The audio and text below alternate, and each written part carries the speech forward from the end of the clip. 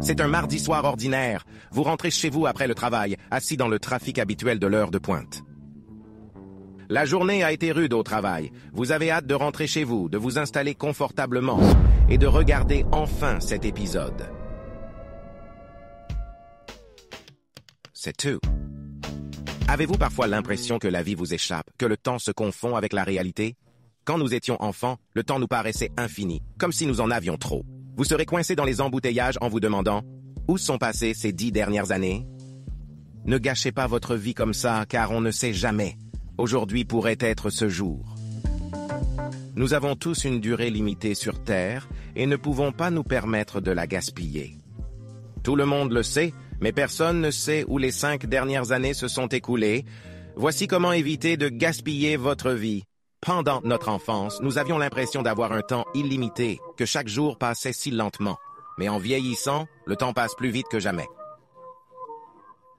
Le temps passe si vite, il est janvier, et vous planifiez vos objectifs pour l'année. En juillet, vous n'avez rien fait. Le temps s'écoule comme toujours. Pourquoi cela semble-t-il plus rapide maintenant? Qu'est-ce qui a changé? Il y a une réponse solide à cette question. Perception. Pour un enfant de 4 ans, une année représente un quart de sa vie, alors que pour une personne de 40 ans, cette même année ne représente que 2,5% de sa vie. Pour une personne de 40 ans, une année semble donc beaucoup plus courte et passe beaucoup plus vite. Mais nous ne pouvons rien y faire, n'est-ce pas? Le temps n'est plus ce que l'on croyait.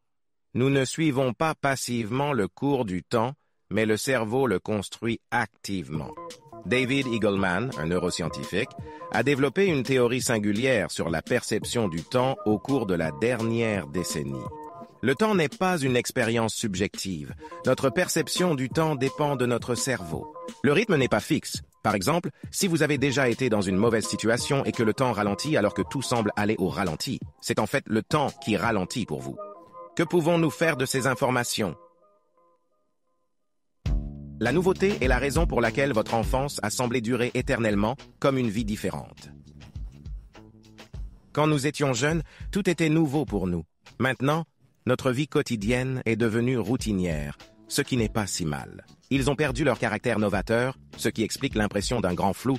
Essayez simplement de le réintroduire dans votre vie pendant les 30 prochains jours, chaque fois que l'occasion se présente. Soyez spontané et novateur. Parlez à quelqu'un de nouveau à la salle de sport, allez dans un nouveau café ou déménagez dans une autre ville. Donnez à votre cerveau de nouvelles tâches pour explorer toutes ces possibilités. La plupart des gens évitent ce problème ou font semblant qu'il n'existe pas. Mais en réalité, nous avons seulement un temps limité avant l'arrivée de ce jour. Pour vivre pleinement votre vie sans la gâcher, vous devez la comprendre, ainsi que tous ceux qui vous entourent. Ce jour arrive maintenant.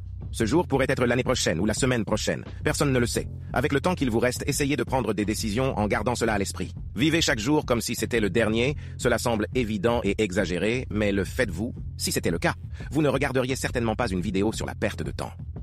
Posez votre téléphone et profitez de la vie. Expérimentez de nouvelles choses et appréciez chaque moment. Dans 60 ans, vous pourrez dire que je n'ai pas gâché ma vie.